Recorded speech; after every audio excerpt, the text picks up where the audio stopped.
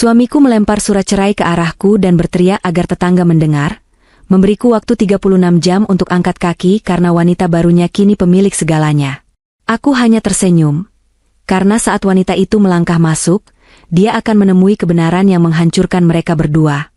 Sebelum ceritanya dimulai, silakan tulis di kolom komentar dari daerah mana saja teman-teman yang menonton cerita ini.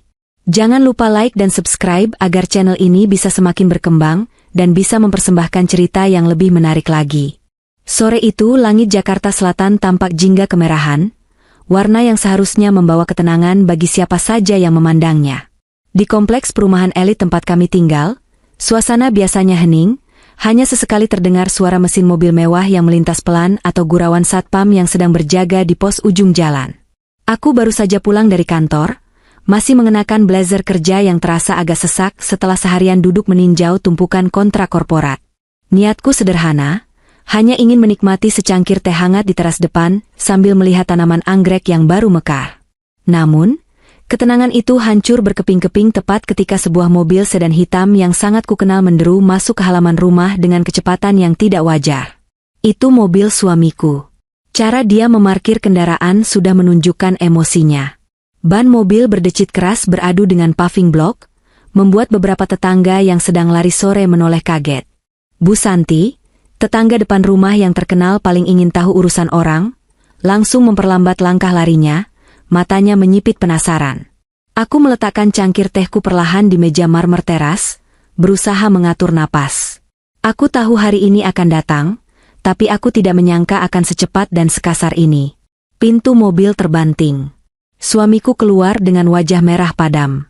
Kemeja kerjanya yang mahal tampak kusut, dan dasinya sudah longgar. Di tangannya, dia menggenggam sebuah amplop coklat besar yang diremasnya dengan kuat.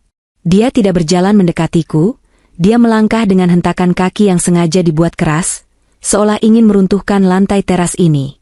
Tanpa permisi, tanpa salam, dia melemparkan amplop coklat itu tepat ke arah wajahku. Amplop itu menampar pipiku pelan sebelum jatuh ke pangkuanku. "Baca itu," teriaknya. Suaranya menggelegar, memecah kesunyian sore yang syahdu. Aku menatap amplop itu, lalu menatapnya. "Apa ini, Mas?" tanyaku pelan, berusaha menjaga wibawa agar tidak terpancing emosi. Sebagai seorang pengacara, aku terlatih untuk tetap dingin di tengah badai, dan saat ini, badai itu bernama suamiku sendiri. "Itu gugatan cerai," jawabnya lantang. Dia tidak memedulikan satpam kompleks yang kini berdiri tegak di pos, menatap ke arah kami. Dia juga tidak peduli pada Bu Santi yang kini terang-terangan berhenti lari dan pura-pura membetulkan tali sepatu di depan pagar rumah kami. Aku sudah muak, Elisa. Aku sudah tidak bisa hidup dengan wanita sedingin kamu. Aku butuh wanita yang bisa menghargai aku sebagai laki-laki. Aku mengambil amplop itu, membukanya perlahan. Isinya sesuai dugaanku. Surat gugatan cerai dari pengadilan agama. Namun, yang membuat dadaku sedikit sesak bukan kertas itu, melainkan kebencian yang terpancar dari mata laki-laki yang sudah menemaniku selama 7 tahun ini. "Kamu punya waktu 36 jam untuk keluar dari sini," teriaknya lagi, kali ini sambil menunjuk-nunjuk wajahku. Jarinya gemetar, entah karena marah atau karena luapan adrenalin. "Kemasi barang-barang pribadimu. Baju-baju bekasmu, buku-buku hukummu yang membosankan itu, bawa semuanya pergi. Tapi ingat, jangan bawa satupun aset berharga dari rumah ini." Aku berdiri, menyejajarkan tinggiku dengannya. "Mas, kita bisa bicarakan ini di dalam. Tidak perlu berteriak di depan tetangga. Ini urusan rumah tangga kita." "Biar mereka dengar," potongnya cepat. Dia berbalik badan, merentangkan tangannya seolah sedang melakukan orasi di depan penonton. "Biar semua orang tahu kalau mulai lusa, rumah ini bukan lagi milikmu. Rumah ini sudah dibeli oleh Lydia." Nama itu akhirnya keluar dari mulutnya dengan lantang. Lydia. Nama yang selama 6 bulan terakhir ini menjadi hantu dalam pernikahan kami. Wanita yang dia sebut sebagai penyelamat jiwanya. Seorang wellness coach yang dia temui di sebuah seminar pengembangan diri, yang katanya mengerti dirinya luar dalam. "Lydia yang membelinya?" tanyaku, nada suaraku mulai menajam, menyiratkan keraguan yang logis. "Dari mana dia punya uang untuk membeli rumah di kawasan Pondok Indah ini, Mas?" Harganya puluhan miliar. Suamiku tertawa, sebuah tawa yang meremehkan. Kamu pikir hanya kamu wanita sukses di dunia ini? Kamu pikir hanya kamu yang bisa menghasilkan uang dengan otak pengacaramu itu? Lydia itu pebisnis sukses. Dia punya investasi di mana-mana. Dia membeli rumah ini dariku secara tunai, dan proses balik namanya sedang berjalan. Jadi, secara hukum, kamu menumpang di rumah calon istriku. Aku terdiam sejenak. Bukan karena takut, tapi karena sedang memproses kebodohan yang baru saja dia ucapkan. Dia mengklaim telah menjual rumah ini. Kamu dengar aku, Elisa? Dia maju selangkah, menekan jarak di antara kami. Bau parfum wanita lain samar tercium dari kemejanya, bercampur dengan bau keringat dan asap rokok. 36 jam. Kalau lewat dari itu kamu masih ada di sini, aku akan panggil satpam untuk menyeretmu keluar. Kamu pergi tanpa membawa apa-apa selain harga dirimu yang sudah hancur itu. Tetangga-tetangga mulai berbisik. Aku bisa melihat tatapan iba bercampur cemooh dari mereka. Bagi mereka, ini adalah tontonan gratis. Istri pengacara sukses yang diusir oleh suami manajer investasi demi seorang pelakor muda. Drama klise ibu kota. Namun, suamiku melupakan satu hal penting. Satu hal yang sangat fatal. Aku menatap matanya dalam-dalam. Tidak ada air mata yang jatuh. Aku teringat almarhum ayahku, seorang pria bijak yang selalu mengajarkanku untuk tidak pernah bergantung sepenuhnya pada siapapun, termasuk suami. Ayahku, yang dengan tangan dinginnya membangun fondasi keamanan finansialku jauh sebelum aku menikah. Baik, jawabku singkat. Suamiku tampak terkejut dengan reaksiku yang terlalu tenang. Mungkin dia mengharapkan aku menangis, bersujud di kakinya, memohon agar tidak diceraikan, atau setidaknya mengamuk histeris. Tapi aku tidak memberikan kepuasan itu padanya. Baik, ulangnya, bingung. Ya, baik. Jika itu maumu, kataku sambil memasukkan kembali surat gugatan itu ke dalam amplop. Aku akan bersiap.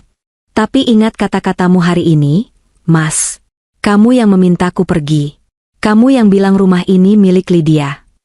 Memang miliknya. Sentaknya lagi, berusaha mendapatkan kembali dominasinya. Dia wanita yang lebih hebat darimu. Dia tahu cara memperlakukan suami layaknya raja, bukan seperti bawahan. Setelah memuntahkan kalimat itu, suamiku berbalik dan masuk ke dalam rumah, membanting pintu utama dengan keras hingga kaca jendela bergetar. Dia meninggalkanku sendirian di teras. Aku menarik napas panjang, menghirup udara sore yang mulai terasa dingin. Aku menoleh ke arah Bu Santi yang masih berdiri di depan pagar. Alih-alih merasa malu, aku tersenyum tipis padanya, sebuah senyuman sopan namun penuh arti, lalu aku pun melangkah masuk. Di dalam rumah, aku tidak menuju kamar tidur untuk menangis di bawah bantal. Aku langsung menuju ruang kerjaku.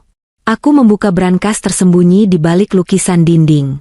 Di sana, tersimpan rapi sebuah map tebal berwarna merah marun. Aku mengeluarkan map itu dan mengusap debu tipis di permukaannya. Di dalamnya terdapat sertifikat hak milik, SHM, asli dari rumah ini. Suamiku, dalam keangkuhannya, lupa, atau mungkin tidak pernah benar-benar tahu, bahwa rumah ini tidak pernah atas namanya. Rumah ini dibeli oleh ayahku sebagai hadiah pernikahan, namun kepemilikannya dikunci atas nama yayasan keluarga besar kami, bukan nama pribadi. Secara hukum, suamiku tidak punya hak jual sepeser pun. Tanda tangan apapun yang dia bubuhkan di atas kertas perjanjian jual beli dengan Lydia, atau uang apapun yang dia terima dari wanita itu, adalah ilegal dan tidak sah di mata hukum. Lydia membeli rumah ini, gumamku pelan di ruang kerja yang sunyi. Mari kita lihat, apa yang sebenarnya dia beli. Aku tidak sedih. Rasa sakit karena dikhianati sudah lama habis, digantikan oleh rasa geli melihat kebodohan mereka. Jika dia ingin bermain api dengan seorang pengacara spesialis kontrak dan anak dari seorang akuntan forensik, maka dia salah memilih lawan. Aku menutup brankas itu kembali, bukan untuk berkemas, tapi untuk menyusun strategi. 36 jam adalah waktu yang lebih dari cukup untuk menyiapkan panggung pertunjukan bagi mereka. Setelah memastikan suamiku masuk ke kamar mandi, terdengar dari suara air shower yang dinyalakan dengan kasar, aku segera mengunci pintu ruang kerjaku. Aku tidak akan berkemas malam ini. Alih-alih koper, Benda pertama yang kuraih adalah ponselku. Satu nama yang harus kuhubungi, Ibu. Ibu bukan tipikal ibu-ibu pensiunan biasa yang menghabiskan waktu dengan menyulam atau menonton sinetron. Mantan auditor BPK yang puluhan tahun berkecimpung dalam audit investigasi dan akuntansi forensik itu, punya ketajaman insting setajam silet. Jika ada 1 rupiah pun uang negara yang diselewengkan, ibu pasti menemukannya. Dan sekarang, bakat itu akan digunakan untuk mengaudit menantunya sendiri. Halo, Bu, sapaku begitu sambungan terhubung. Suaraku datar, tapi ibu langsung tahu ada yang tidak beres. Dia sudah melakukannya? Tanya ibu to the pound. Tidak ada basa-basi menanyakan kabar, atau sudah makan atau belum. Ibu tahu kondisi rumah tanggaku sedang di ujung tanduk sejak bulan lalu. Ya. Dia melempar surat gugatan di teras. Dia memberiku waktu 36 jam untuk keluar. Katanya rumah ini sudah dibeli oleh pacarnya. Laporanku singkat, padat, dan jelas.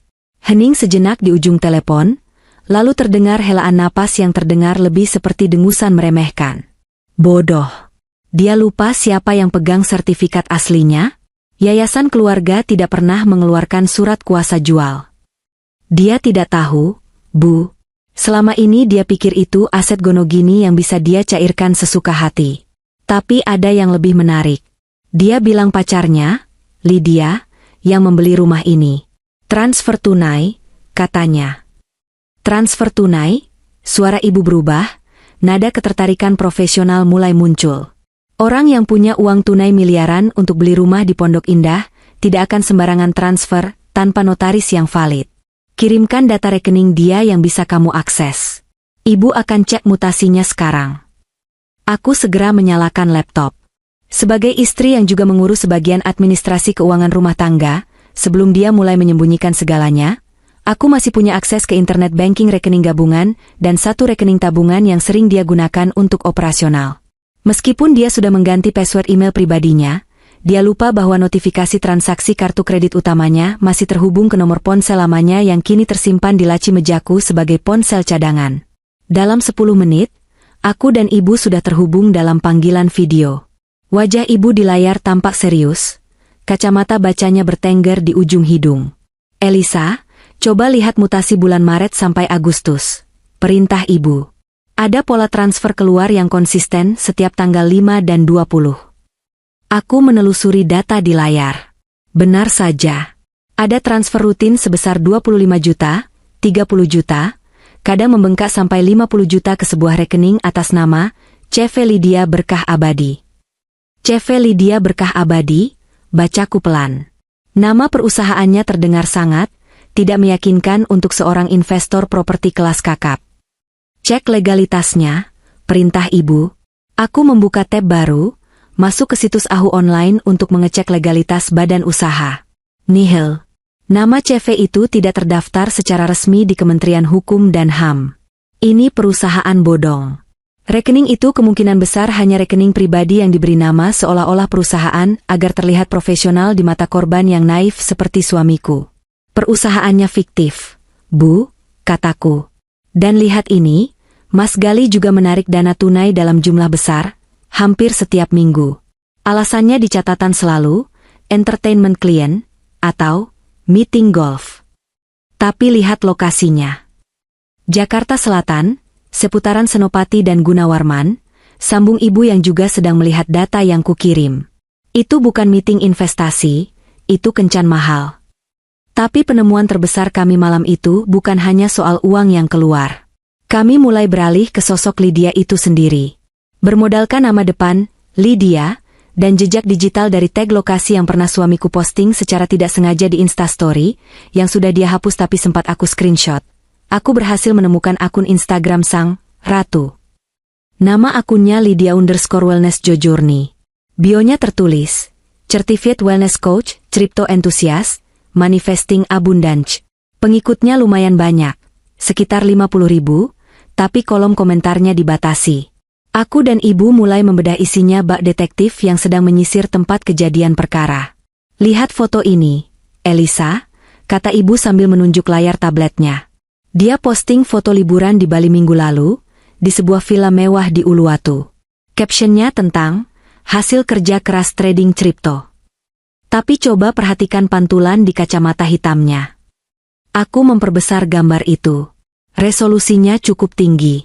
Di pantulan kacamata hitam Lydia, terlihat jelas bukan pemandangan Laut Bali, melainkan sebuah gedung tinggi dengan logo Bank BUMN yang sangat khas di kawasan Sudirman, Jakarta. Ini foto lama atau dia berbohong soal lokasinya? Simpulku, bukan cuma itu. Tambah ibu, jarinya lincah menunjuk kejanggalan lain. Lihat tas Hermes yang dia pamerkan di foto 3 hari lalu. Dia bilang, hadiah untuk diri sendiri. Lalu geser ke bawah, ke postingan 6 bulan lalu. Tas yang sama persis. Ada goresan kecil di bagian pegangannya, dia posting dengan caption, pinjam punya bestie. Jadi barang-barang brandednya palsu? Atau sewaan? Atau milik orang lain yang dia akui sebagai miliknya? Koreksi ibu tajam. Dan pola postingannya ini yang menarik. Setiap Senin dia selalu check-in di daerah Kelapa Gading. Setiap Rabu di Senopati.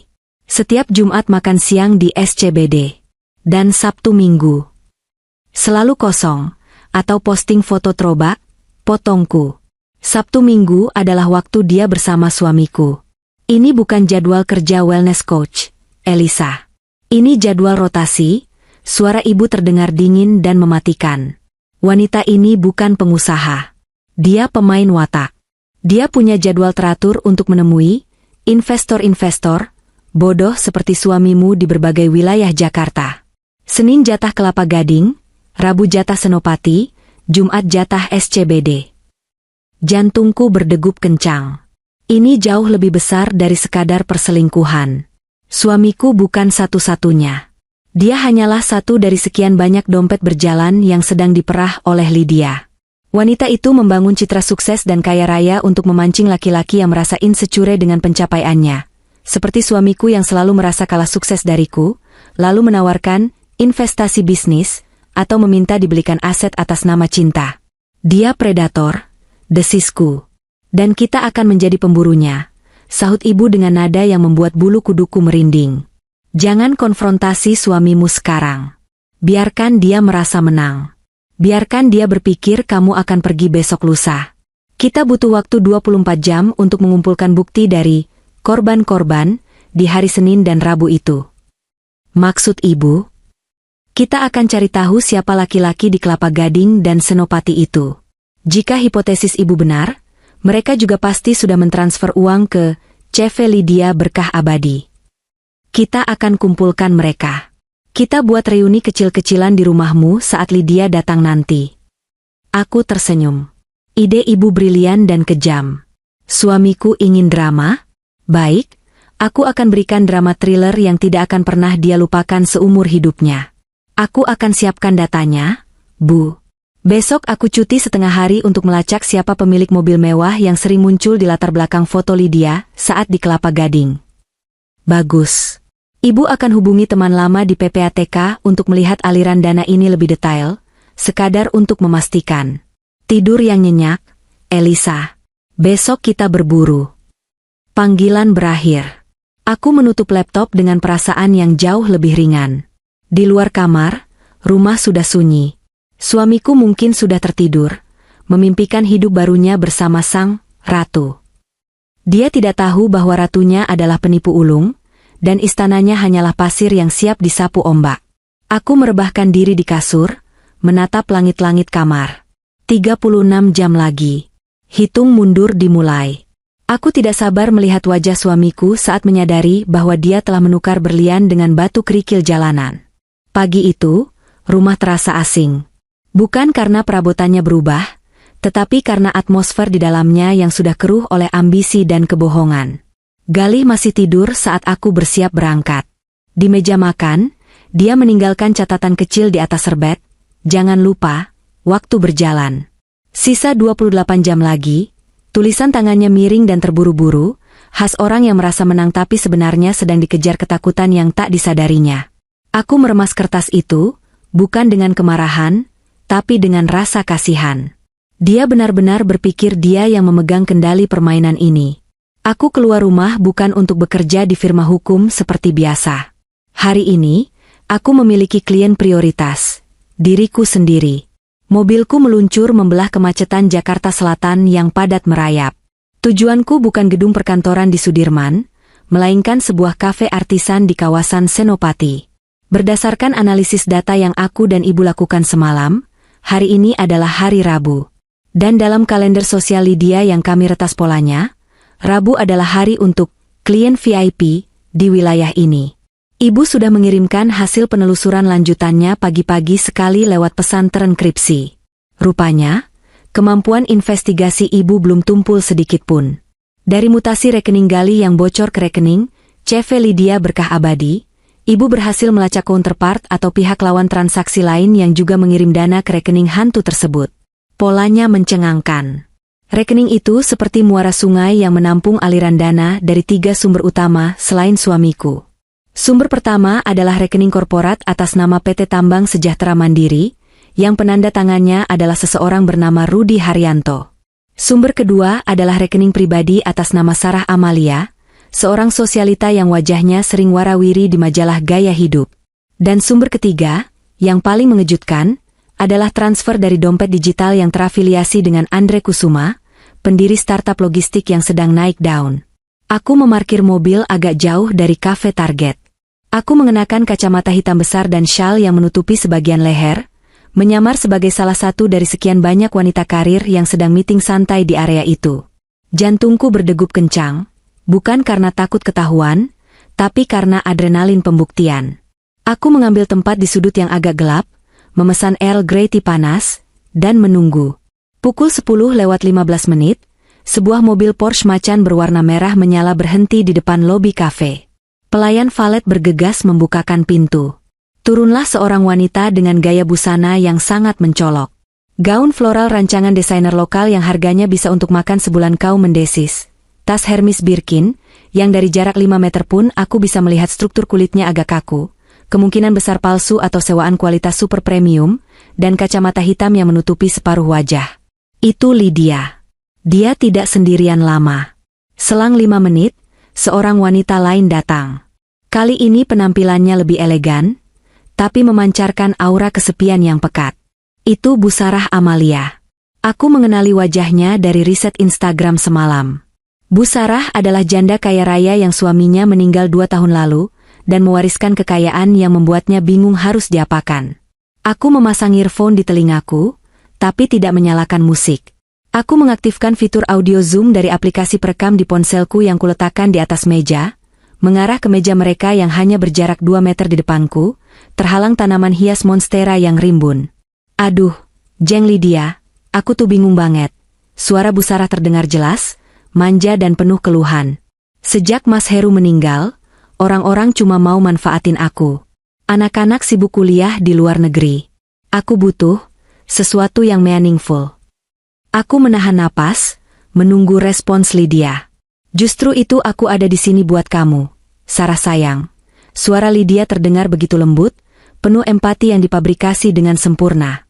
Dia meraih tangan Bu Sarah di atas meja. Semesta mempertemukan kita bukan kebetulan. Ingat program Spiritual Wealth yang aku ceritakan minggu lalu? Dana yang kamu investasikan kemarin sudah mulai aku putar di proyek wellness resort di Ubud. Itu bukan cuma bisnis, Sarah. Itu karma baik. Kita membangun tempat penyembuhan bagi jiwa-jiwa yang lelah, seperti kita. Aku hampir tersedak tehku. Wellness resort? Pada Galih, dia bilang uang itu untuk modal impor alat kesehatan. Ceritanya berubah sesuai kebutuhan korban. Dia adalah bunglon yang sangat berbahaya. Beneran ya, Jeng? Bu Sarah tampak berbinar, butuh validasi. Aku tuh nggak ngerti bisnis properti, tapi aku percaya sama vibes kamu. Kamu tuh positif banget auranya. Percayalah pada proses manifestasi, ucap Lydia mantap. Tapi, Sarah, ada sedikit kendala teknis. Kontraktor di Bali minta tambahan down payment supaya material kayunya bisa pakai kayu ulin kelas 1. Kalau kita tunda, nanti energi bangunannya beda. Kira-kira kamu bisa talangi dulu nggak? Sekitar 500 juta saja.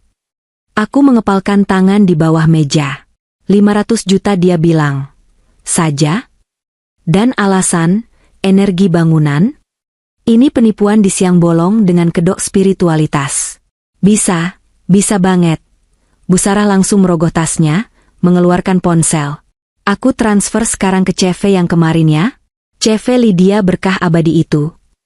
Iya, sayang. Itu rekening penampungan sementara sebelum kita buat PT bersama. Biar audit energinya bersih, jawab Lydia tanpa berkedip. Aku segera mengirim pesan singkat ke ibu. Target 2, Sarah, positif. Modus, investasi resort bodong berkedok spiritual. Sedang proses transfer 500 juta. Kita harus bergerak cepat sebelum uang itu hilang. Setelah pertemuan itu, Lydia berpisah dengan Bu Sarah. Namun, dia tidak pulang. Dia hanya pindah ke mall di seberang jalan, masuk ke butik mewah, lalu keluar 1 jam kemudian membawa 2 paper bag besar. Dari gerak-geriknya, dia sedang menelepon seseorang dengan nada mesra yang berbeda. Iya, Mas Rudi, aku lagi beli kemeja buat kamu nih. Yang kamu suka itu loh, iya? Nanti malam kita dinner di tempat biasa di Kelapa Gading ya? Aku kangen banget diskusi soal tambang nikel kamu. Aku punya kenalan investor dari Singapura yang tertarik. Aku mencatat dalam hati. Rudi Haryanto, pengusaha tambang. Senin adalah jadwalnya, tapi tampaknya Lydia memberikan bonus pertemuan hari ini karena ada agenda mendesak. Mungkin memeras uang lebih banyak dengan umpan investor Singapura fiktif. Dan bagaimana dengan Galih? Suamiku? Dia hanyalah pengisi slot akhir pekan, ATM berjalan, untuk biaya operasional mingguan dan, yang paling menyedihkan, tempat dia membuang sampah emosinya. Galih merasa dia adalah pangeran. Padahal dia hanyalah badut yang menghibur ratu penipu di sela-sela bisnis utamanya menipu ikan-ikan kakap. Siang harinya, aku kembali ke mobil dan membuka laptop. Saatnya membedah target ketiga, Andre Kusuma. Dia yang paling muda, paling melek teknologi. Seharusnya dia yang paling sulit ditipu. Namun, saat aku menelusuri jejak digital Andre di LinkedIn dan Twitter, aku menemukan celahnya. Andre sedang terobsesi dengan biohacking dan longevity, usia panjang. Dan Lydia, dengan cerdiknya, memposisikan diri di bio Instagramnya sebagai Certified Biohacking Consultant. Aku menemukan foto mereka berdua di sebuah acara networking startup 2 bulan lalu. Andre menatap Lydia dengan tatapan memuja, sementara Lydia memegang lengan Andre dengan gestur posesif.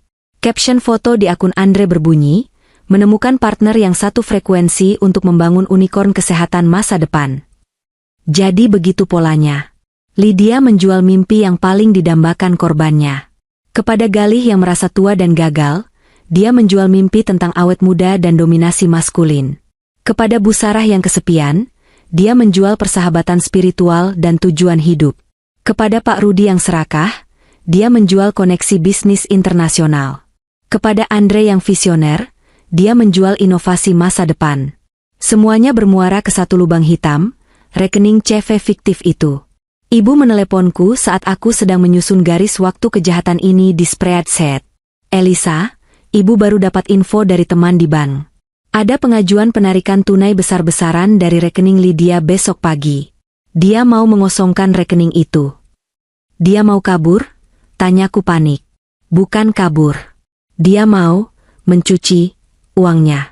Mengubahnya menjadi aset tak terlacak seperti emas batangan atau kripto, lalu menghilang. Dia tahu Galih sudah melempar bom waktu dengan mengusirmu.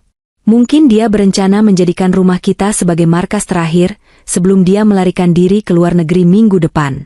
Tiket ke Swiss sudah dipesan atas namanya untuk tanggal 10. Informasi itu membuat darahku mendidih. Dia ingin mengambil rumah warisan ayahku sebagai trofi terakhir sebelum pensiun? Tidak akan kubiarkan. Bu, kita tidak bisa menunggu 36 jam.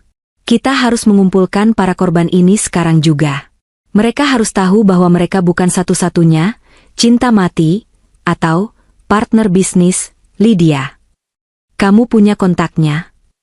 Aku punya nomor ponsel Bu Sarah dari formulir donasi yayasan yang dia posting di Instagramnya. Dia ceroboh soal privasi. Pak Rudi ada nomor kantornya di kop surat yang pernah tak sengaja terfoto di story Lydia. Mas Andre, email pribadinya ada di GitHub. Aku akan menghubungi mereka. Hati-hati, Elisa. Reaksi pertama korban penipuan cinta biasanya adalah penyangkalan. Mereka akan membencimu karena kamu menghancurkan mimpi indah mereka. Biar saja mereka membenciku 5 menit pertama, Bu. Asal setelah itu mereka siap memborgol Lydia bersama-sama. Aku menutup telepon, menatap layar laptop yang penuh dengan bukti kebohongan. Rotasi mangsa Lydia memang rapi, terjadwal, dan efisien. Tapi dia melupakan satu variabel dalam algoritmanya. Istri sah yang merupakan pengacara korporat dengan genetika auditor forensik. Rotasi ini akan berhenti berputar hari ini juga. Langkah pertamaku adalah menyusun berkas perkara. Bukan untuk pengadilan, tapi untuk pengadilan nurani para korban. Aku mengompilasi semua bukti dalam satu file PDF yang padat namun mematikan. Isinya sederhana, tabel Excel buatan ibu yang menunjukkan aliran dana masuk dari mereka bertiga ke rekening Lydia, disandingkan dengan foto-foto Instagram Lydia yang menunjukkan bagaimana uang itu dibelanjakan untuk barang mewah, bukan untuk investasi yang dijanjikan. Aku juga menyertakan timeline keberadaan Lydia. Senin di Kelapa Gading, Rabu di Senopati, Jumat di SCBD, Sabtu Minggu di Pondok Indah. Judul email itu aku buat provokatif namun formal. Urgen, audit forensik dana investasi CV Lydia berkah abadi, indikasi penipuan skema Ponzi. Aku mengirimkannya serentak ke email pribadi Bu Sarah, Pak Rudi, dan Mas Andre pada pukul 2 siang. Lalu, aku menunggu. 5 menit. 10 menit. Ponselku bergetar. Panggilan masuk dari nomor tidak dikenal. Suara perempuan. Pasti Bu Sarah. Halo? Siapa ini yang lancang sekali mengirim email sampah seperti ini? Suaranya melengking tinggi, penuh emosi. Kamu siapa? Saingan bisnis Lydia? Atau kamu orang iri yang gak mampu ikut program Wealth kami? Aku menarik napas tenang, menjawab dengan nada sedingin es batu. Selamat siang, Bu Sarah. Saya Elisa. Saya bukan saingan bisnis. Saya adalah istri dari Galih, pria yang menyumbang dana operasional mingguan untuk Lydia setiap Sabtu dan Minggu, menggunakan uang yang mungkin sebagian berasal dari transferan ibu tadi pagi sebesar 500 juta rupiah. Hening. Napas Bu Sarah terdengar memburu di ujung telepon. Kamu istrinya Galih? Galih yang manajer investasi itu? Lydia bilang Galih itu kakaknya yang protektif. Aku tertawa getir. Kakak? Bu, suami saya baru saja mengusir saya dari rumah, karena dia bilang Lydia sudah membeli rumah kami secara tunai. Apakah Lydia pernah cerita dia punya uang tunai 30 miliar untuk beli rumah di Pondok Indah? Atau dia bilang uangnya tertahan di proyek Bali? Dia bilang uangnya di Bali. Suara Bu Sarah mulai goyah, keraguan mulai merayapi keyakinannya. Bu Sarah, tolong buka halaman 4 di PDF yang saya kirim. Lihat tas Hermes yang dia pakai saat bertemu ibu minggu lalu. Itu tas yang sama yang dia pakai saat kencan dengan Pak Rudi di Kelapa Gading 2 hari sebelumnya. Dan lihat mutasi rekening di halaman 5. Uang 500 juta ibu hari ini tidak masuk rekening kontraktor di Bali. Uang itu baru saja dipindahkan ke rekening money changer 15 menit yang lalu. Tidak mungkin. Suara Bu Sarah terdengar seperti orang yang baru saja ditampar. Dia teman spiritualku. Dia predator, Bu. Dan kita adalah makanannya. Saya mengundang ibu untuk bergabung dalam Zoom call jam 4 sore ini. Saya akan tunjukkan bukti yang lebih menyakitkan, tapi ini satu-satunya cara menyelamatkan sisa uang ibu. Aku memutus sambungan. 1 tumbang. Sekarang yang sulit, laki-laki. Ego laki-laki biasanya lebih rapuh jika menyangkut penipuan asmara. Benar saja. Balasan email dari Mas Andre masuk 10 menit kemudian. Isinya singkat, padat, dan defensif. Saya tidak tahu siapa Anda, tapi data ini ilegal. Saya bisa menuntut Anda atas pelanggaran UU ITE karena mengakses data perbankan tanpa izin. Lydia adalah partner bisnis sah saya. Jangan coba-coba menyebar fitnah. Aku mengetik balasan dengan cepat, menggunakan bahasa hukum yang pasti dia pahami. Mas Andre, silakan tuntut saya. Tapi sebelum itu, silakan cek legalitas CV Lydia berkah abadi di sistem AHU online Kemenkumham. Perusahaan itu tidak ada. 0. Jika Anda mentransfer dana investasi ke entitas yang tidak berbadan hukum, Anda sedang mendanai rekening pribadi. Sebagai CEO startup, Anda pasti tahu risiko due diligence yang buruk. Zoom meeting jam 4 sore. Tautan terlampir. Pilihannya ada di tangan Anda, jadi korban yang diam, atau ikut saya mengambil kembali hak kita. Tidak ada balasan lagi.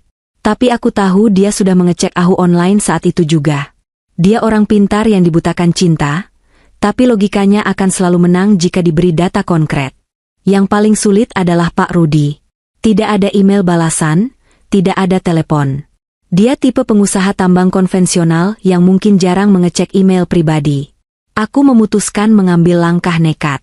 Aku mengirim pesan WhatsApp ke nomor pribadinya, yang didapat dari kop surat itu, dengan melampirkan foto Lydia sedang berciuman mesra dengan Gali di sebuah acara kondangan yang pernah kami hadiri bersama, sebelum Gali terang-terangan selingkuh. Captionnya, Pak Rudi, wanita ini mengaku sebagai calon istri saya besok lusa. Padahal Senin kemarin dia mengaku sebagai calon istri Bapak. Bukan?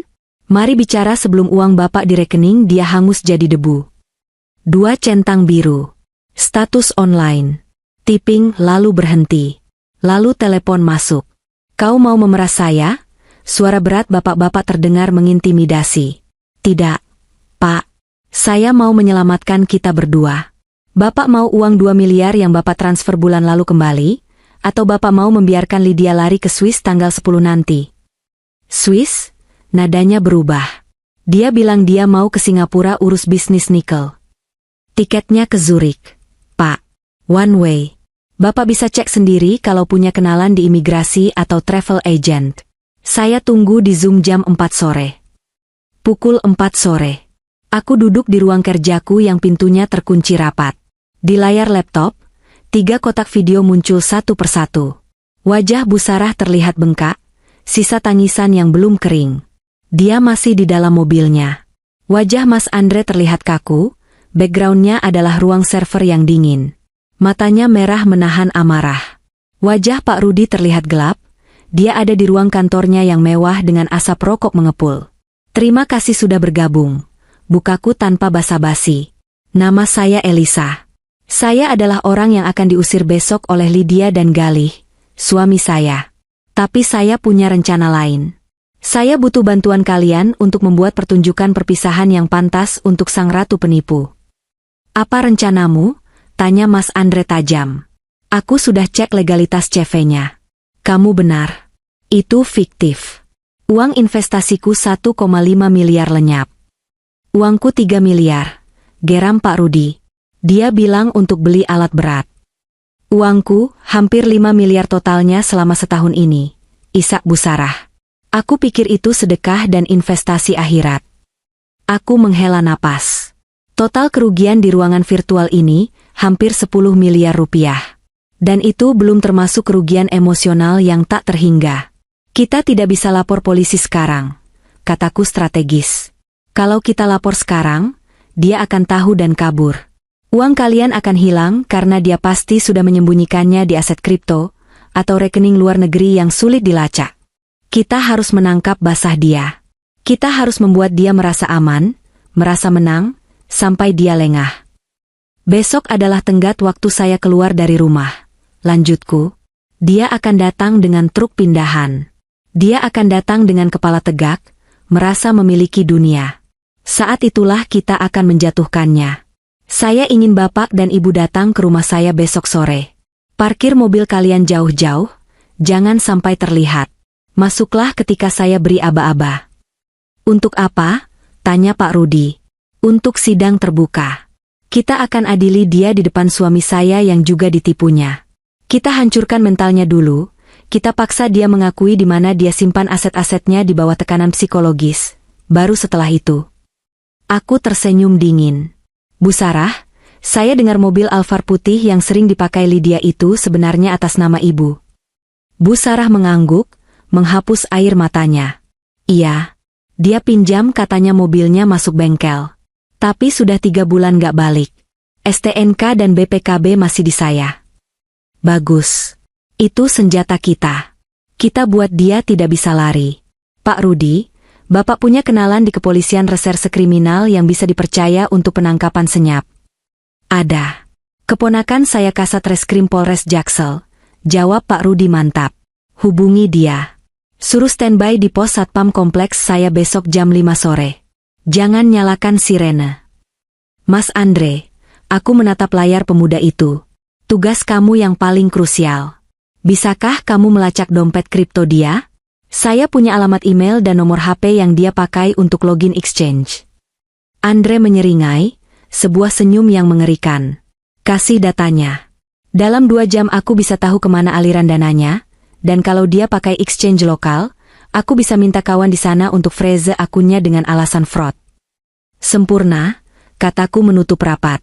Koalisi ini resmi terbentuk. Dendam kita bukan sekadar emosi, ini adalah operasi penegakan keadilan. Persiapkan diri kalian.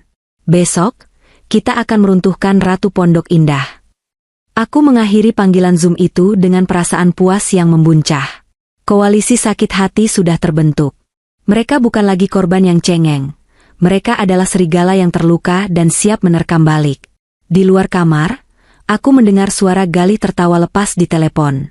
Tenang sayang, besok rumah ini milik kita. Si pengacara kaku itu sedang sibuk packing barang rongsokannya. Tertawalah, Mas. Tertawalah sepuasmu hari ini. Karena besok, kamu akan menangis darah. Kamu tidak tahu bahwa di balik pintu ini, istrimu baru saja menggalang pasukan perang yang siap meluluhlantakkan fantasimu. Waktu 36 jam yang diberikan suamiku akhirnya habis. Jam dinding di ruang tengah menunjukkan pukul 4 sore tepat. Langit Jakarta Selatan di luar sana tampak mendung pekat, awan hitam menggantung rendah seolah menahan beban air yang siap tumpah kapan saja. Suasana alam ini sangat kontras dengan suasana hati Galih yang justru sedang cerah-cerahnya. Sejak pagi, dia sudah sibuk mondar-mandir di ruang tamu, bersiul-siul kecil sambil sesekali merapikan vas bunga atau membetulkan letak bantal sofa, seolah-olah dia adalah tuan rumah yang sedang menyambut tamu kehormatan negara. Aku duduk di sofa single di pojok ruangan, memangku tas kerjaku. Di sekelilingku, ada beberapa koper tertutup. Galih tersenyum puas melihat koper-koper itu. Dia pikir itu berisi pakaian dan barang-barang pribadiku yang siap angkat kaki. Padahal, koper-koper itu kosong melompong. Satu-satunya yang berisi hanyalah koper miliknya yang sudah kusiapkan diam-diam di gudang belakang, menunggu saat yang tepat untuk dikeluarkan. Bagus, Elisa, katanya sambil berkacak pinggang, menatap tumpukan koper itu dengan tatapan merendahkan. Aku senang kamu kooperatif. Tidak perlu ada drama tarik-menarik barang, atau teriakan histeris. Kita selesaikan ini seperti orang dewasa. Kamu pergi, Lydia masuk, dan hidup berlanjut. Aku hanya mengangguk pelan, menyesap kopi hitamku yang sudah dingin. Tentu, Mas. Aku juga ingin semuanya selesai hari ini. Tuntas sampai ke akarnya. Nah, itu baru istri yang ralat, mantan istri yang baik, ejeknya. Lydia sebentar lagi sampai. Dia membawa truk pindahan berisi barang-barang barunya. Dia mau mendekor ulang rumah ini. Katanya aura rumah ini terlalu kaku, terlalu kamu banget. Dia mau nuansa yang lebih zen dan flowy. Aku menahan tawa mendengar istilah-istilah kosong yang sering dijual Lydia itu. Semoga dia betah dengan aura rumah ini, jawabku datar. Tak lama kemudian, suara klakson mobil terdengar dari depan pagar. Bukan klakson biasa, tapi klakson mobil mewah yang khas. Galih langsung melompat dari posisinya, berlari kecil menuju pintu utama seperti anak kecil yang menyambut tukang es krim. Aku berdiri perlahan, merapikan blazerku, lalu berjalan mengikuti langkahnya dengan tempo yang jauh lebih santai. Di depan gerbang, sebuah Toyota Alphard putih mengkilap berhenti dengan angkuh. Kaca jendelanya gelap pekat, menjaga privasi penumpangnya dari tatapan dunia luar. Di belakangnya, sebuah truk box berukuran sedang dengan tulisan jasa pindahan terlihat menunggu giliran masuk. Pintu penumpang Alphard terbuka otomatis. Turunlah sang ratu. Lydia mengenakan jumpsuit putih gading yang membalut tubuhnya dengan sempurna, dipadu dengan topi lebar dan kacamata hitam besar, meskipun cuaca sedang mendung. Dia melangkah turun seolah tanah yang dipijaknya adalah karpet merah, bukan paving blok rumahku. Sayang, seru Galih, merentangkan tangannya lebar-lebar.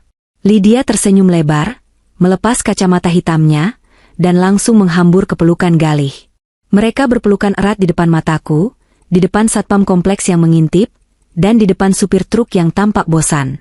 Pemandangan yang menjijikan, tapi aku harus menahannya sedikit lagi. Akhirnya, rumah kita. Seru Lydia manja, matanya menyapu pandangan ke arah fasad rumah warisan ayahku ini. Aku sudah punya banyak ide buat taman depan ini, sayang. Kita ganti semua dengan tanaman tropis Bali, biar energinya lebih positif. Apapun buat kamu, ratuku, jawab Galih, mencium puncak kepala Lydia. Tatapan Lydia kemudian jatuh padaku yang berdiri diam di ambang pintu. Senyumnya berubah menjadi seringai kemenangan yang tipis, namun tajam. Dia melepaskan pelukan Galih dan berjalan mendekatiku. Langkahnya penuh percaya diri, seolah dia sudah memenangkan perang ini tanpa perlu menghunus pedang. "Halo, Mbak Elisa," sapanya dengan nada yang dibuat-buat ramah. "Maaf ya kalau kesannya buru-buru. Tapi aku rasa Galih sudah menjelaskan situasinya. Ini soal bisnis dan ya, soal hati juga. Aku harap Mbak bisa ikhlas." Kata-kata, ikhlas, yang keluar dari mulut seorang penipu terdengar, seperti lelucon paling ironis abad ini. Aku menatap matanya dalam-dalam. Ada kilatan ketamakan di sana, ketamakan yang ditutupi oleh lapisan kosmetik tebal dan kepalsuan.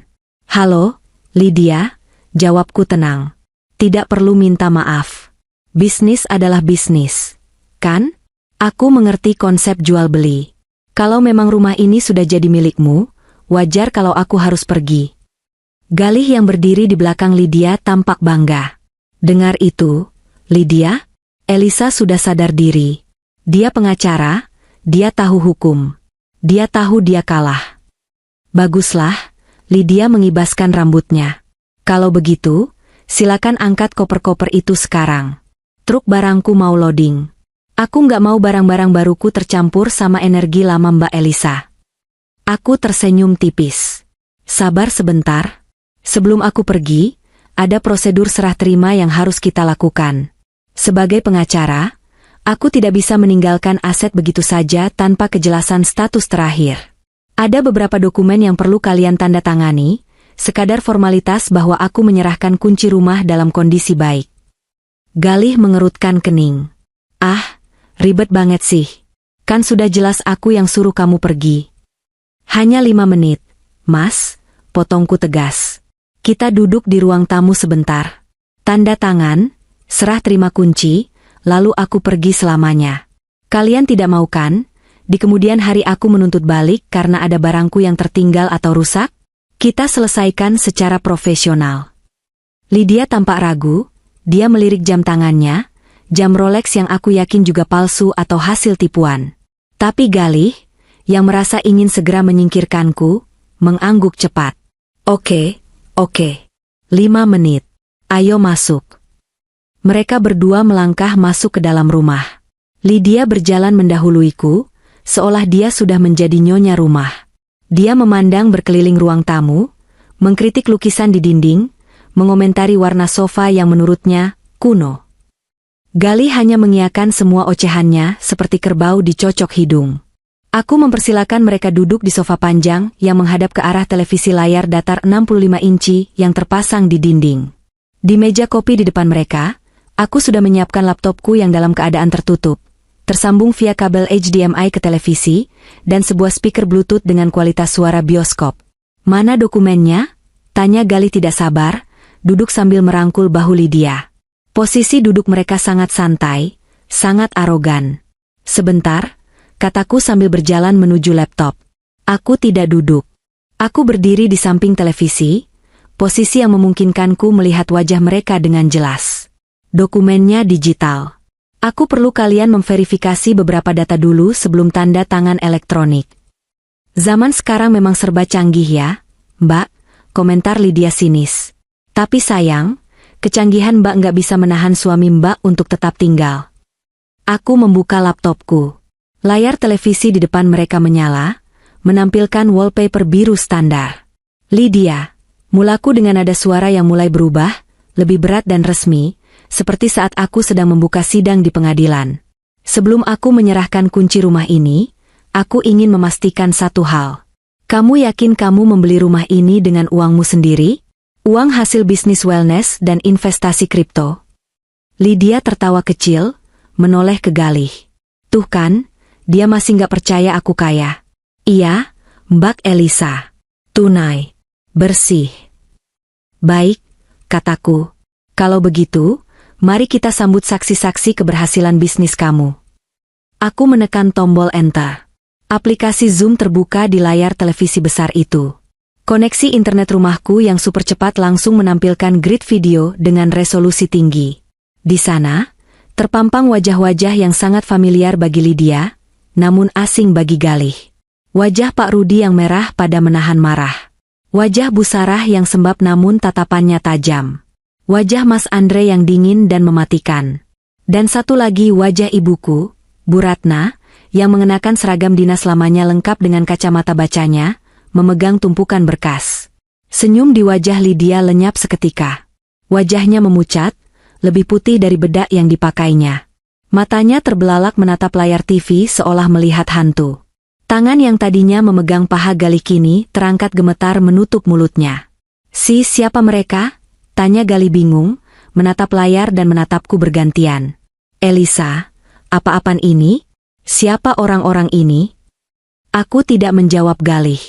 Aku menatap Lydia lurus-lurus. Silakan masuk, tamu-tamu tak diundang. Ratu kita sudah hadir di singgasananya. Suasana ruang tamu yang tadinya penuh kesombongan kini berubah menjadi ruang sidang yang mencekam.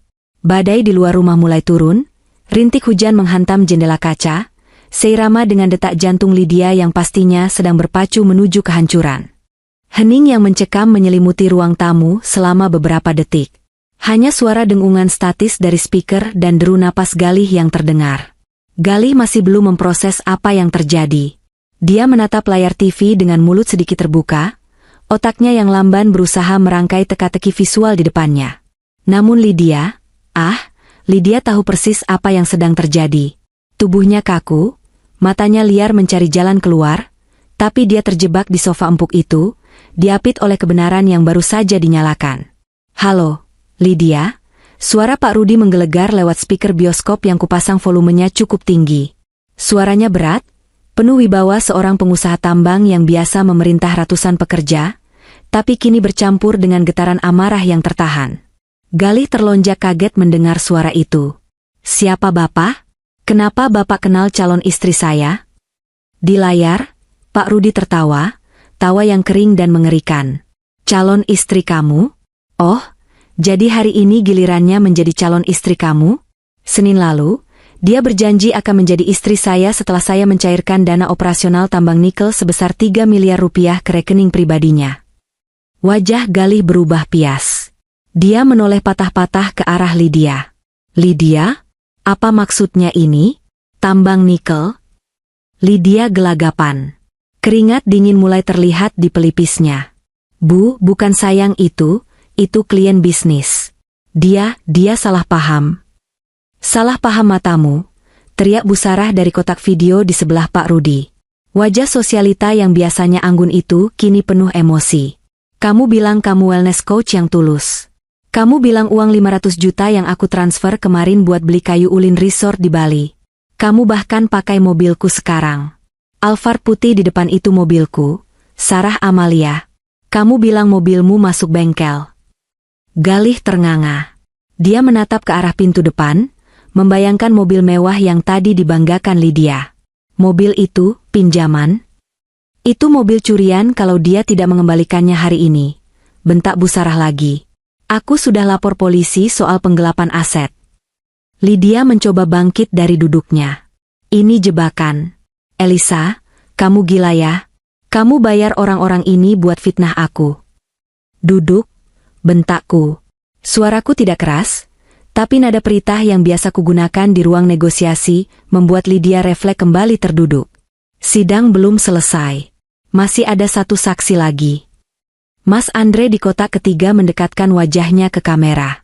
Tatapannya dingin, khas anak muda jenius yang merasa terhina kecerdasannya. Mbak Lydia, panggilnya dengan nada sinis. Atau harus kupanggil, Ratu Kripto? CV Lydia berkah abadi itu tidak ada. Saya sudah track dompet digital yang kamu pakai untuk menampung 1,5 miliar uang investasi startupku. Kamu tahu bodohnya kamu di mana? Kamu pakai email yang sama untuk daftar akun dating apps, dan akun exchange kripto. Jejak digitalmu berantakan. Galih berdiri, wajahnya merah padam. Dia mundur selangkah menjauhi Lydia seolah wanita itu adalah penyakit menular. Investasi? Nikel? Startup? Lydia, kamu bilang kamu hanya main saham dan punya warisan orang tua. Kamu bilang semua uang yang kamu pakai buat beli rumah ini adalah uang halal. Lydia mulai menangis, tapi air matanya terlihat palsu. Mas Galih, jangan percaya mereka. Mereka semua bersekongkol sama istrimu. Elisa iri sama kita. Dia mau hancurin kebahagiaan kita. Kebahagiaan? Potongku tajam. Aku melangkah maju, berdiri tepat di antara Galih dan televisi. Galih, buka matamu. Dia tidak membeli rumah ini. Dia tidak punya uang 30 miliar. Uang yang dia punya hanyalah hasil menipu orang-orang ini. Dan kamu? Kamu pikir kamu spesial? Kamu pikir kamu cinta sejatinya? Aku menunjuk ke layar. Lihat polanya. Senin Pak Rudi di Kelapa Gading. Rabu Bu Sarah di Senopati. Jumat Mas Andre di SCBD. Dan Sabtu Minggu kamu. Kamu cuma jatah akhir pekan, Mas. Kamu cuma tempat dia istirahat sambil menghabiskan uang hasil tipuannya dari mereka bertiga. Galih menatapku, lalu menatap Lydia yang kini menunduk menyembunyikan wajahnya. Lydia, jawab aku. Benar kamu beli rumah ini? Lydia diam. Isak tangisnya makin kencang. Jawab, bentak Galih, suaranya pecah. Dia mencengkeram bahu Lydia, mengguncangnya kasar. Mana bukti transfernya? Mana akta jual belinya? Kamu bilang notaris sudah urus semuanya. Nggak ada, Mas. Jawabku mewakili Lydia. Dia nggak pernah beli rumah ini. Sertifikat asli masih aman di brankasku atas nama yayasan keluarga. Dia cuma mau masuk ke sini, mengusirku, lalu menjadikan rumah ini markas persembunyian sebelum dia kabur ke Swiss tanggal 10 nanti. Iya kan, Lydia? Lydia mengangkat wajahnya, tatapannya penuh kebencian padaku. Topeng polosnya hancur sudah. Kau iblis, Elisa. Desisnya. Aku bukan iblis, jawabku tenang. Aku pengacara. Dan ini? Aku menunjuk ke layar TV lagi, di mana wajah ibuku kini muncul full screen. Ini auditor yang memeriksa neraca dosamu. Ibu berbicara dengan tenang, tapi setiap katanya seperti palu godam. Lydiawati, atau nama aslimu Sarti Ningsih. Data kependudukanmu palsu. NPWPMU tidak valid.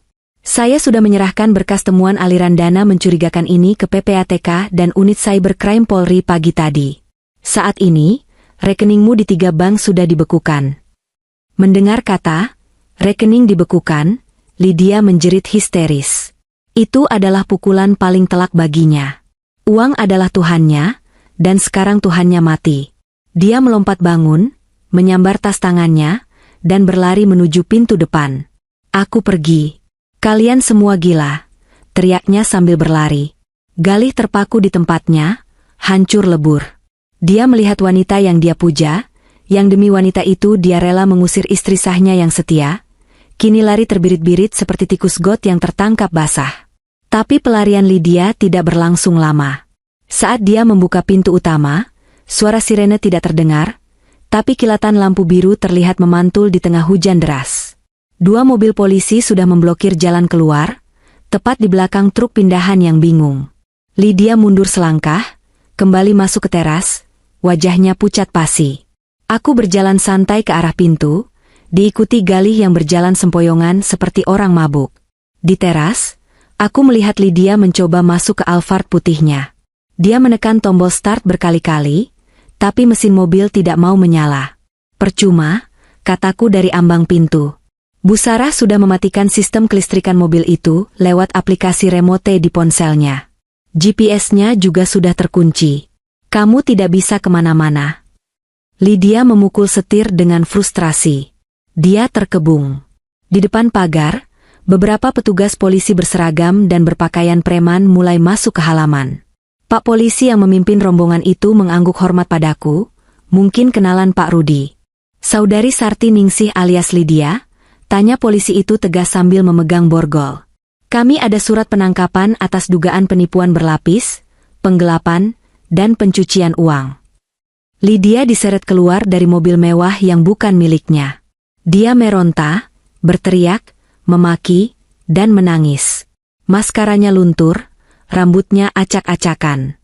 "Galih, tolong aku. Mas Galih, kamu cinta aku kan? Bayar jaminannya. Telepon pengacaramu." Galih berdiri di sampingku, tubuhnya gemetar hebat. Dia melihat wanita itu, ratu impiannya, kini diborgol dengan tangan ke belakang, digiring seperti kriminal kelas 3 di depan tetangga kompleks yang mulai berkerumun di bawah payung. Harga dirinya, egonya, cintanya, semuanya runtuh menjadi debu basah yang terinjak-injak. Polisi membawa Lydia masuk ke mobil patroli. Truk pindahan yang dia bawa disuruh putar balik oleh petugas.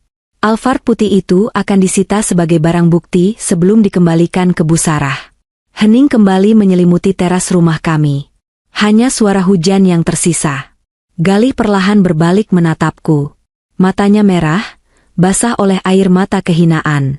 Dia jatuh berlutut di lantai teras yang dingin. Dia mencoba meraih tanganku, tapi aku mundur selangkah. Elisa." Suaranya parau, menyedihkan. Aku minta maaf. Aku hilaf. Aku ditipu, aku korban juga, El." Aku menatapnya dari atas ke bawah. Tidak ada rasa iba.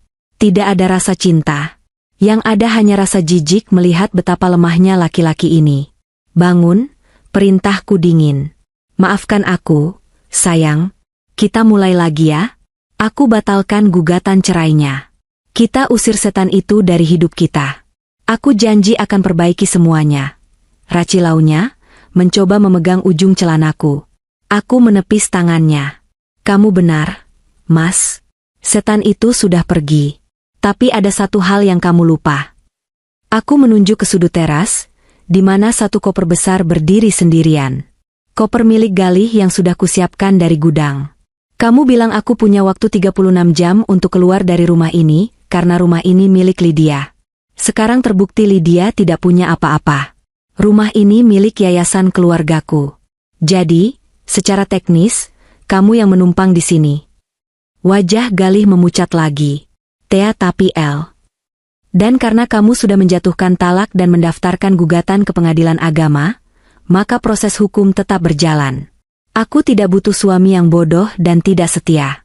Aku butuh partner hidup, dan kamu gagal memenuhi kualifikasi itu." Aku menendang koper itu pelan ke arahnya. "Ambil kopermu. Pergi dari sini. Sekarang." "Aku mau tinggal di mana, El? Semua uangku habis buat Lydia." Rengeknya putus asa. "Itu bukan urusanku," jawabku sambil berbalik badan, memegang gagang pintu. "Mungkin kamu bisa coba hubungi Lydia di penjara. Siapa tahu dia butuh teman satu sel." Aku menutup pintu tepat di depan wajahnya. Suara kunci yang berputar terdengar sangat merdu di telingaku. Dari layar monitor CCTV di ruang tengah, aku melihat Galih menangis meraung-raung di tengah hujan, memeluk kopernya yang basah kuyup. Pertunjukan selesai. Para penonton di Zoom meeting memberikan tepuk tangan virtual. Aku tersenyum puas. Rumah ini kembali bersih. Suara kunci pintu yang berputar itu terdengar seperti sebuah vonis akhir yang melegakan. Di luar, hujan semakin deras. Seolah langit Jakarta Selatan sedang menggelar ritual pembersihan besar-besaran untuk menghapus jejak-jejak kotor yang baru saja menginjak halaman rumahku. Aku bersandar sejenak di daun pintu yang tertutup, mengatur napas yang sempat tertahan. Tidak ada lagi teriakan Galih, tidak ada lagi tangisan palsu Lydia, dan tidak ada lagi deru mesin truk pindahan yang arogan. Hanya ada suara rintik air yang menghantam genteng dan detak jam dinding yang tenang. Aku berbalik badan, kembali menatap ruang tamu yang kini sunyi. Di layar televisi besar yang masih menyala, wajah-wajah para saksi di ruang Zoom masih setia menunggu. Mereka tidak bersuara, seolah memberikan waktu bagiku untuk memproses momen kemenangan ini. Namun, aku bisa melihat ekspresi mereka yang jauh lebih ringan dibandingkan 1 jam yang lalu. Aku berjalan mendekati laptop, menyalakan kembali mikrofonku yang sempat kumatikan saat menyeret koper Galih keluar. "Sudah selesai," kataku pelan, tapi suaraku menggema jelas di sistem audio rumah. "Mereka sudah pergi." Polisi sudah membawa Lydia, dan Galiyah, dia sudah mendapatkan kemerdekaan yang dia inginkan, meski tanpa atap di atas kepalanya. Pak Rudi di layar menghembuskan napas panjang, asap rokoknya mengepul memenuhi bingkai kamera. Terima kasih, Bu Elisa. Kalau bukan karena keberanian Ibu mengonfrontasi mereka hari ini, mungkin uang saya benar-benar jadi abu. Keponakan saya di Polres barusan kirim pesan, Lydia alias Sarti Ningsi sudah diamankan di sel tahanan sementara. Besok pagi saya akan ke sana untuk bikin BAP resmi. Saya juga, sambung Bu Sarah. Matanya masih sembab, tapi ada senyum tipis di bibirnya. Rasanya sakit sekali mengetahui kebenaran ini, tapi jauh lebih sakit kalau aku terus-terusan membiayai hidup penipu itu. Mobil Alphardku sudah diamankan polisi sebagai barang bukti, tapi setidaknya mobil itu tidak dibawa kabur keluar kota. Terima kasih, Mbak Elisa. Kamu wanita hebat. Aku nggak tahu gimana caranya kamu bisa setenang itu menghadapi pelakor yang mau mengusirmu dari rumah sendiri. Aku tersenyum getir. Karena saya tahu rumah ini tidak akan kemana-mana, Bu. Saya hanya membiarkan mereka bermimpi sebentar sebelum membanting mereka kembali ke tanah. Mas Andre, yang sejak tadi paling diam, akhirnya bersuara. Dompet kripto dia sudah kosong. Sebelum polisi datang tadi, aku sempat pantau lalu lintas jaringannya. Dia berusaha mentransfer asetnya ke wallet anonim 5 menit sebelum sampai di rumah Mbak Elisa, tapi sistem Security Exchange memblokirnya karena ada laporan fraud yang kita masukkan serentak tadi siang. Uang kalian aman, tinggal tunggu proses hukum untuk refund. Wanita itu benar-benar amatir yang berlagak profesional. Aku mengangguk. Koalisi ini telah bekerja dengan sempurna. Rasa sakit hati yang dikelola dengan logika ternyata menjadi senjata yang jauh lebih mematikan daripada amarah yang meledak-ledak. Ibu bangga padamu, Elisa. Suara ibuku terdengar lembut dari layar, memecah ketegangan bisnis di antara kami. Ibu melepas kacamata bacanya, menatapku dengan tatapan hangat seorang ibu, bukan lagi seorang auditor. Kamu menangani ini dengan bermartabat. Ayahmu pasti tersenyum di sana melihat bagaimana kamu menjaga aset dan harga diri keluarga. Mata saya memanas mendengar nama ayah disebut. Terima kasih, Bu. Tanpa data dari Ibu, aku mungkin masih meraba-raba dalam gelap. Sekarang, istirahatlah, perintah Ibu. Matikan Zoom ini. Ganti kunci pintu besok pagi. Meskipun Gali tidak bawa kunci, tapi untuk ketenangan batinmu. Bersihkan rumahmu dari energi mereka. Satu persatu dari mereka berpamitan. Pak Rudi, Bu Sarah, dan Mas Andre mengucapkan salam perpisahan dengan nada hormat yang tulus.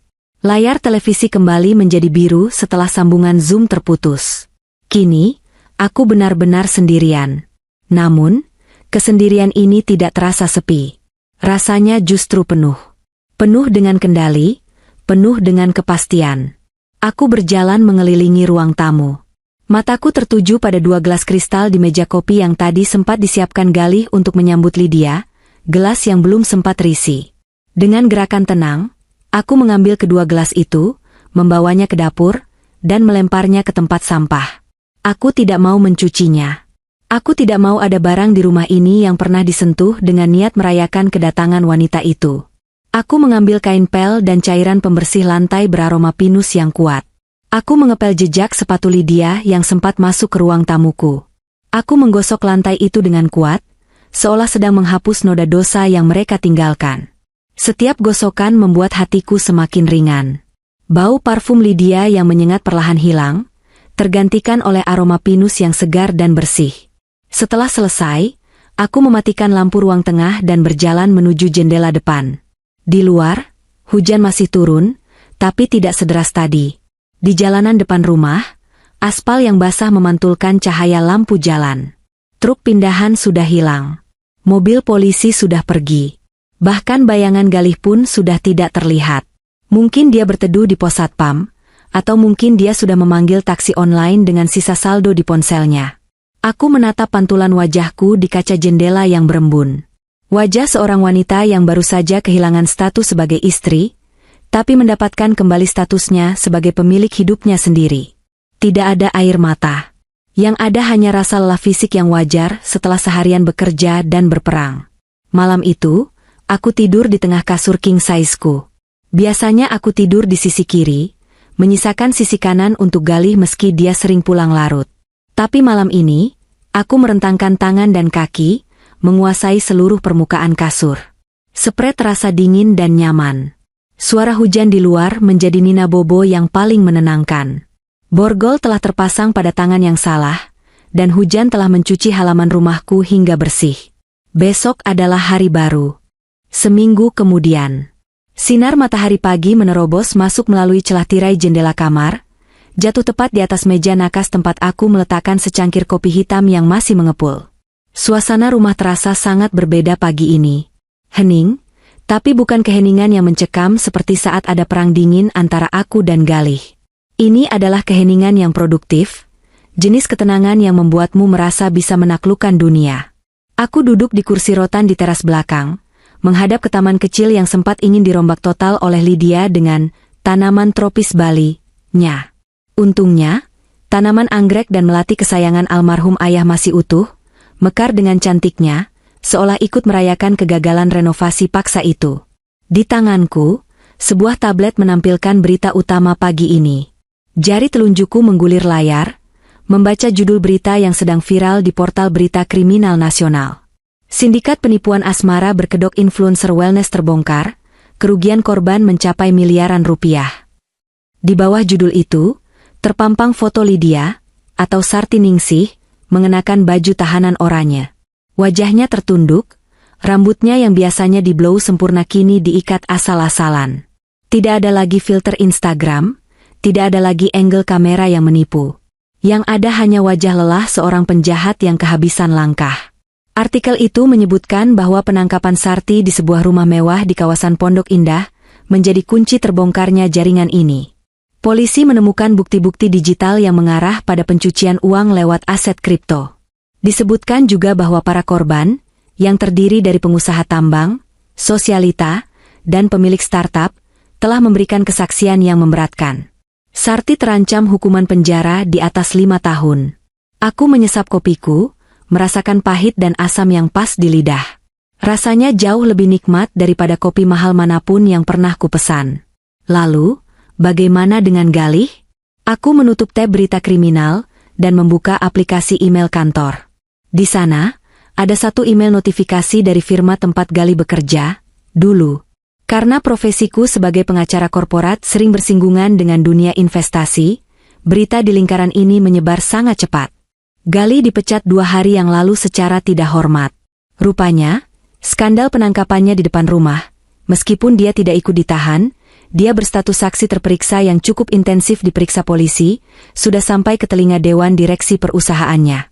Ditambah lagi, audit internal menemukan bahwa performa kerjanya merosot tajam selama 6 bulan terakhir, tepat saat dia mulai sibuk menjadi ATM berjalan bagi Lydia. Reputasinya sebagai manajer investasi hancur, karena terbukti tidak mampu mengelola risiko keuangannya sendiri. Siapa yang mau mempercayakan dana miliaran pada orang yang tertipu investasi bodong oleh pacar sendiri? Ironis. Dia yang selama ini merasa insecure dengan karirku dan ingin membuktikan bahwa dia lebih hebat, kini justru jatuh ke titik nadir karena egonya sendiri. Ponselku bergetar. Sebuah pesan WhatsApp masuk dari nomor yang tidak tersimpan. Aku tahu itu nomor baru Galih, karena nomor lamanya sudah kublokir sejak malam pengusiran itu. L, aku lihat berita. Lydia ternyata memang jahat. Aku bodoh banget. L, tolong kasih aku kesempatan bicara. Aku sekarang ngekos di daerah Tebet, tempatnya sempit dan panas. Aku kangen rumah kita. Aku kangen masakan kamu. Bisa kita ketemu sebentar? Aku membaca pesan itu tanpa ekspresi. Rumah kita, tulisnya. Dia masih belum paham juga. Aku tidak membalas pesan itu. Aku menekan tombol blok, lalu menghapus pesan tersebut. Tidak ada gunanya menanggapi orang yang hanya datang saat butuh tempat berteduh. Dia bukan lagi tanggung jawabku. Proses cerai kami sedang berjalan mulus di pengadilan. Dengan bukti perselingkuhan dan penipuan yang melibatkan kepolisian, hakim pasti akan memutus verstek dengan cepat. Aku meletakkan tablet di meja, lalu berdiri dan berjalan menuju ruang kerja. Aku membuka brankas di balik lukisan dinding itu sekali lagi. Aku mengeluarkan map merah marun berisi sertifikat hak milik rumah. Aku mengusap sampul map itu perlahan. Teringat nasihat ayah dulu, Elisa, cinta itu penting, tapi logika itu pengaman. Pastikan kamu punya payung sendiri sebelum hujan turun. Aku tersenyum. Badai itu sudah berlalu.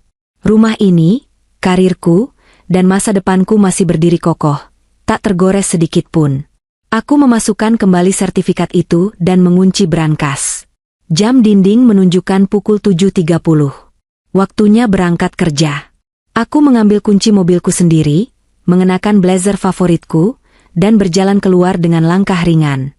Di depan pagar, Bu Santi tetangga depan rumah sedang menyiram tanaman. Dia melihatku keluar dan langsung mematikan keran airnya, wajahnya penuh rasa ingin tahu. "Pagi, Mbak Elisa." "Wah, seger banget kelihatannya. Ngomong-ngomong, Mas Gali kemana ya? Kok udah seminggu nggak kelihatan mobilnya?